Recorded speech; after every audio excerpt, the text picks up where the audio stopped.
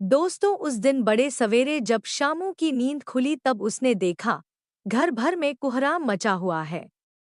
उसकी काकी उमा एक कंबल पर नीचे से ऊपर तक एक कपड़ा ओढ़े हुए भूमिशन कर रही है और घर के सब लोग उसे घेर कर बड़े करुण स्वर में विलाप कर रहे हैं।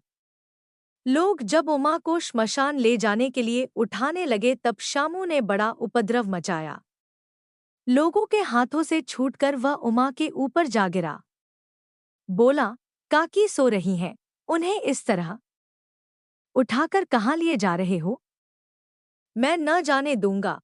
लोग बड़ी कठिनता से उसे हटा पाए।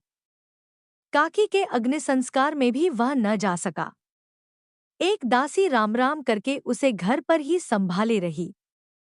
यद्यपि बुद्धिमान गुरुजनों ने उन्हें विश्वास दिलाया कि उसकी काकी उसके मामा के यहाँ गई है, परंतु असत्य के आवरण में सत्य बहुत समय तक छिपा न रह सका। आसपास के अन्य अबोध बालकों के मुंह से ही वह प्रकट हो गया। यह बात उससे छिपी न रह सकी कि काकी और कहीं नहीं, ऊपर राम के यहाँ गई है।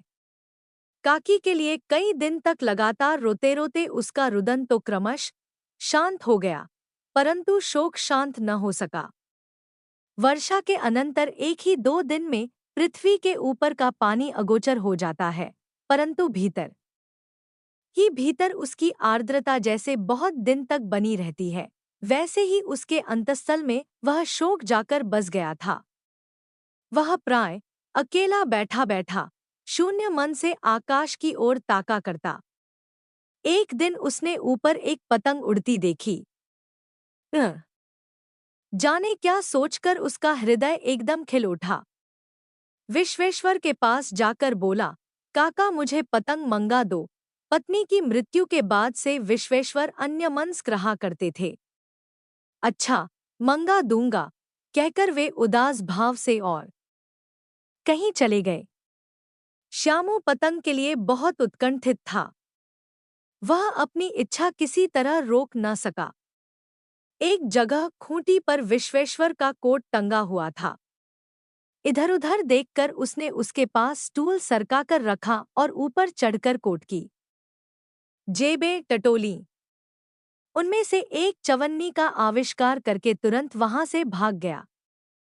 सुखिया दासी का लड़का भोला श्यामू का समवयस्क साथी था।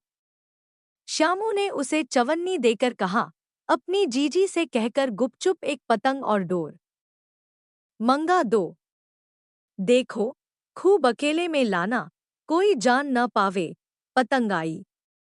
एक अंधेरे घर में उसमें डोर बांधी जाने लगी। श्यामू ने धीरे से कहा, भोला, किसी से न कहो तो एक बात कहूँ। भोला ने सिर हिलाकर कहा, नहीं, किसी से नहीं कहूंगा। श्यामू ने रहस्य खोला। कहा, मैं यह पतंग ऊपर राम के यहाँ भेजूंगा। इसे पकड़कर काकी नीचे उतरेंगी। मैं लिखना नहीं जानता, नहीं तो इस पर उनका नाम लिख देता। भोला श्यामू से अधिक समझदार था। उसने कहा, बात तो बड़ी अच्छी सोची, परंतु एक कठिनता है।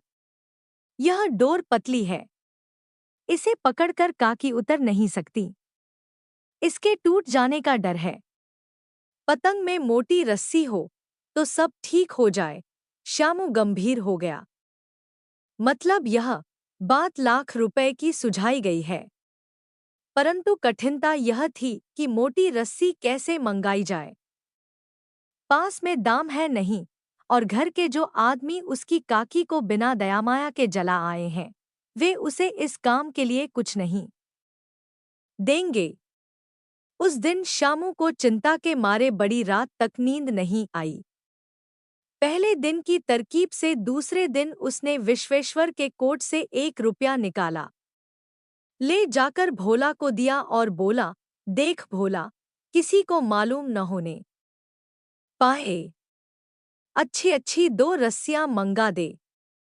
एक रस्सी ओछी पड़ेगी। जवाहिर भैया से मैं एक कागज पर काकी लिखवा रखूंगा। नाम की चिट रहेगी तो पतंग ठीक उन्हीं के पास पहुंच जाएगी। 2 घंटे बाद प्रफुल्ल मन से श्यामू और भोला अंधेरी कोठरी में बैठे बैठे पतंग में रस्सी बांध रहे थे। अकस्मात शुभ कार्य में विघ्न की तरह उग्ररूप धारण किए विश्वेश्वर वहां आ घुसे। भोला और श्यामू को धमकाकर बोले, तुमने हमारे कोट से रुपया निकाला है। भोला सकपकाकर एक ही डांट में मुजबिर हो गया। बोला, श्यामू भैया ने रस्सी और पतंग मंगाने के लिए निकाला था।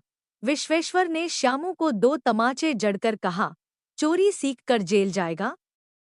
अच्छा, तुझे आज अच्छी तरह समझाता हूँ।